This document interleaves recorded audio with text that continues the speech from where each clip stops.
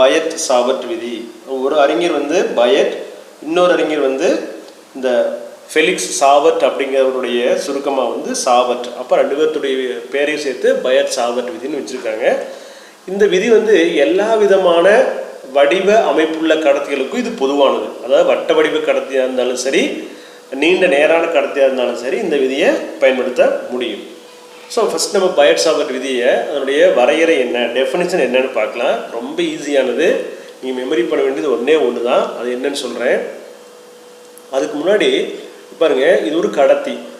பாருங்கள், ஒரு குறிப்பிட்ட வடிவில் நீட்டமாகவும் நீண்ட வடிவிலையும் போடாமல், வட்ட வடிவிலையும் போடாமல், இது மாதிரி ஒரு வடிவத்தில் போட்டிருக்காங்க. இதில் மின்னோட்டத்தை கொடுக்கக்கூடிய பேட்டரி இது. இதில் ஐங்கிற அளவுக்கு மின்னோட்டம் பாயுதுன்னு எடுத்துக்கலாம். அப்போ இதை சுற்றி என்ன பண்ணியிருக்கோம், காந்த புலத்தை கொடுத்துட்ருக்கோம் இல்லையா. ஸோ நம்ம அந்த கடத்தி முழுவதுமாக எடுத்துக்காமல் ஒரு சின்ன பகுதி மட்டும் எடுத்துக்கிறோம். இந்த மொத்த நீளத்தை வந்து எல்னு எடுத்துக்கிறோம். இந்த சின்ன பகுதியோட நீளத்தை டிஎல்னு எடுத்துக்கிறோம். இதுக்கு பேர் என்னக்க மின்னோட்ட கூறுன்னு பேர். என்ன பேர், மின்னோட்ட கூறு அல்லது நீளக்கூறுன்னு பேர். என்ன பேர், நீளக்கூறு. டிஎல்ங்கிறது என்ன, டிஎல் வெக்டார். இது வந்து வெக்டர் அளவு. நீளக்கூறுங்கிறது என்னது, ஒரு வெக்டர் அளவு. அதனால தான் டிஎல் வெக்டர் போட்டிருக்காங்க. அந்த சின்ன பகுதியை எடுத்துக்கிட்டு அதனுடைய மையத்தில் இருந்து ஆர் அப்படிங்கிற தொலைவில் இருக்கக்கூடிய புள்ளி தான் வந்து பி. ஆறுங்கிற தொலைவில் இருக்கக்கூடிய புள்ளி என்னது, பி. இந்த பி அப்படிங்கிற புள்ளியில் இந்த கடத்தியில் மின்னோட்டம் பாய்வதன் காரணமாக ஏற்படுத்தப்படக்கூடிய காந்த புலம் என்ன அப்படிங்கிறது தான் இந்த விதி சொல்லுது. ஆர் கேப்புங்கிறது அலகு வெக்டார். இந்த மின்னோட்ட கூறும் இந்த தொலைவு இருக்குது பார்த்தீங்களா, இந்த ரெண்டு ஏற்படுத்தக்கூடிய கோணம் எவ்வளவு, தீட்டான்னு எடுத்துக்கிறோம். இந்த டயக்ராம் உங்களுக்கு புரிஞ்சுக்கணும்னு நினைக்கிறேன். ஒரு கடத்தி, அதனுடைய மொத்த நீளம் எல், அதனுடைய குறைந்த நீளத்தை மட்டும் எடுத்துக்கிறோம். அதுக்கு பேர் நீளக்கூறுன்னு பேர். என்ன பேர், நீளக்கூறு.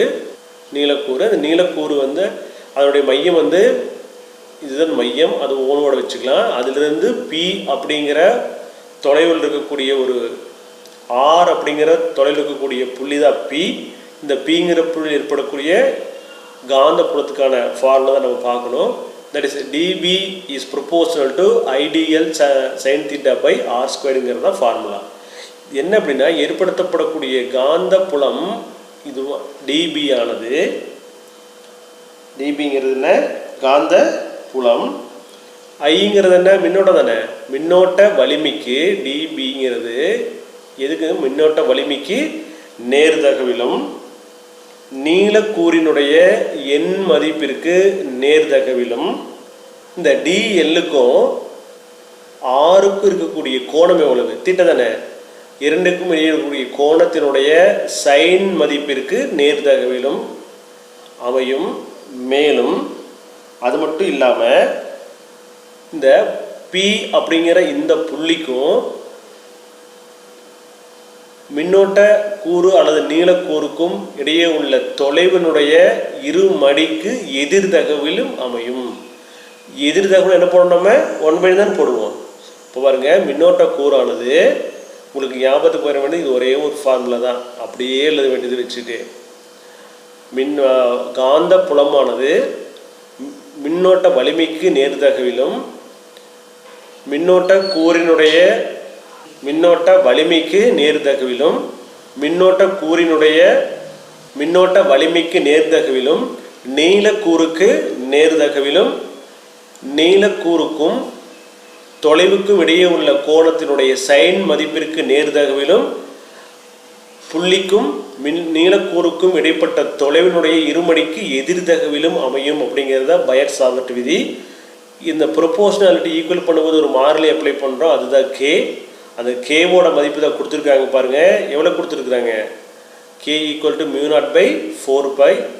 நம்ம ரெண்டாம் பட்டத்தை படிச்சிருக்கோம். ஸோ இது அப்ளை பண்ணும்போது டிபி வெக்டார் அப்படின்னு வெக்டர் அப்படின்னு எழுதலாம். எப்படி எழுதலாம்னாக்கா, ஜஸ்ட் ஒரு என்ன போகலாம், நம்ம இதை நம்ம அப்ளை பண்ணும்போது பாருங்கள், நான் இது ஒரு அப்ளை பண்ணி காமிச்சிட்றேன். μ0 கேவுக்கு பதிலாக அப்ளை பண்ணுறோம். μ0/4π இந்த சமன்பாட்டில் I dl sin theta divided by r ஸ்கொயர்டா. இங்கே இந்த டிஎல் இன்ட்டு சைன் தீட்டான்னு இருக்குது இல்லையா, இதை நம்ம வெக்டருக்கு மாற்றணும் அப்படின்னா என்ன போடணும்னாக்க ஒரு அலகு வெக்டரை இன்ட்ரடியூஸ் பண்ணணும். அலகு வெக்டரை போடும் பொழுது இந்த காந்தப்புலமானது வெக்டராக மாறிடுது. ஸோ இது எப்படி எழுதலாம்? ஏ வெக்டார் கிராஸ் பி வெக்டார்னா என்ன உங்களுக்கு தெரிஞ்சிருக்கும்ல, என்னது ஏபி சைன் தீட்டாவா? அது மாதிரி எழுதும்போது ஐடிஎல் இன்ட்டு ஐடிஎல் வெக்டார், ஏன்னா நீளக்கூறுங்கிறது வெக்டர் அளவுன்னு நமக்கு பார்த்துட்டோம். அப்போ I dl vector cross r cap divided by R square எழுதிக்கலாமா? முன்னாடி μ0/4π இருக்கு. ஸோ இதுதான் இது பயட் சாவர்ட் விதி. இதை இதனுடைய வெக்டர் குறியீட்டில் ரொம்ப முக்கியமான ஒரு 3 மார்க் கொஷினு. கண்டிப்பாக இது படிச்சிடணும். நெக்ஸ்ட் இதில் பாருங்கள், ஒரு சில சிறப்பு நிறுவல் கொடுத்துருக்குறாங்க. அதுக்கு முன்னாடி இந்த DP equal to K ideal sine theta by R square அப்படிங்கிறது என்ன, ஒரு சிறிய நீளக்கூறுக்கு மட்டும்தான் எடுத்துக்கிட்டோம். மொத்த நீளக்கூறு வேணும்னு என்ன பண்ணணும், நம்ம அதை இன்டகிரேட் பண்ணணும், தொகையிடணும் இல்லையா? இது இப்போ பாருங்கள், இன்டகிரேஷன் ஆஃப் டிஎக்ஸ் அப்படின்னு என்னென்னு சொல்லுவீங்க, எக்ஸ்ன்னு சொல்லுவோம் இல்லையா? அதே மாதிரி இங்கே இன்டகிரேஷன் ஆஃப் டிபின்னு போடும் பொழுது என்ன வந்துடும், பின்னு வந்துடுமா? Equal to integration of dB vector, இதுக்கு முன்னாடி பார்த்தீங்கன்னு தெரிஞ்சிருக்கும், that is dB vector equal to μ0/4π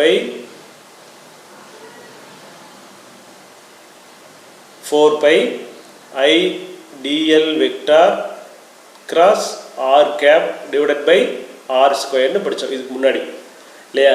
இப்போ இன்டகிரேட் பண்ணும்போது என்ன ஆகும், இந்த டிபி இன்டகிரேட் பண்ணால் என்ன ஆகும், டிபி இன்டகிரேட் பண்ணால் என்ன ஆகுனாக்கா பி வெக்டார்னு ஆயிடும் இல்லையா? அதே மாதிரி இதுக்கு ஒரு இன்டகிரேஷன் போட்டுக்கிறோம். சரி இருக்கட்டும்.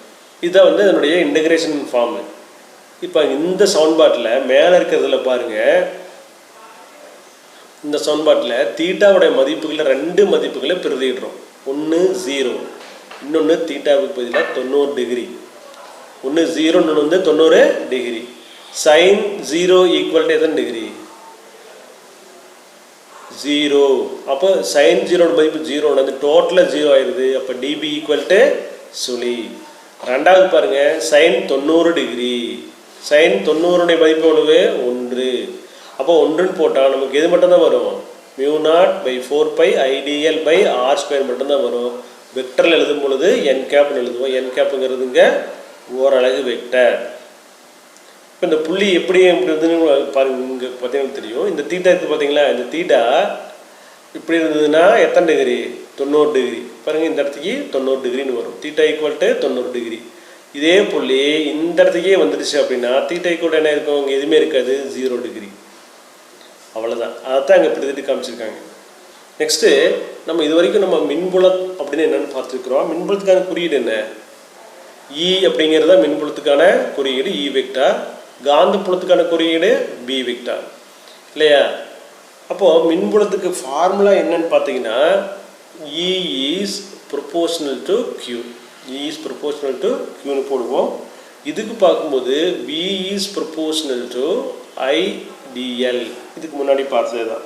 மின்புலம் அப்படிங்கிறது என்ன, காந்த புலம் அப்படிங்கிறது என்ன அப்படின்னு பார்க்கறதுக்கு முன்னாடி மின்புலம் எந்த விதியிலிருந்து வந்திருக்குது அப்படின்னா, மின்புலத்தை நம்ம கூலும் விதியிலிருந்து கொண்டு வர முடியும். காந்த புலத்தை பயட் சாவர்ட் விதியிலிருந்து கொண்டு வரலாம்.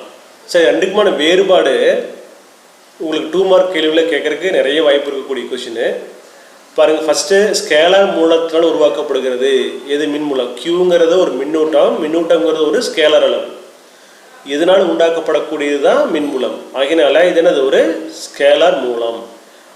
பிங்கிறது என்ன, வெக்டர் மூலம். ஏ எப்படின்னா ஐடிஎல்ங்கிறது ஒரு நீளக்கூறு, இது என்னது டிஎல்ங்கிறது என்ன, ஒரு நீளக்கூறு, இது என்னது வெக்டர் அளவு.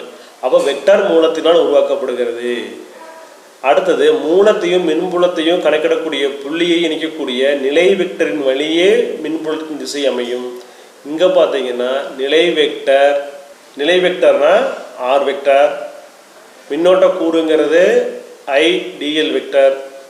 இந்த ரெண்டுக்கும் செங்குத்தாக காந்த புலத்தின் திசை இருக்கும்.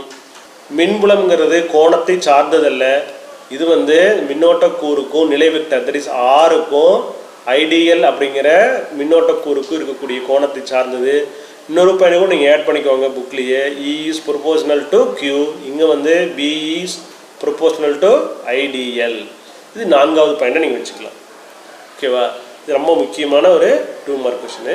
ஆம்பியரின் விதி வந்து நம்ம அடுத்த கிளாஸில் பார்க்கலாம். தேங்க்யூ.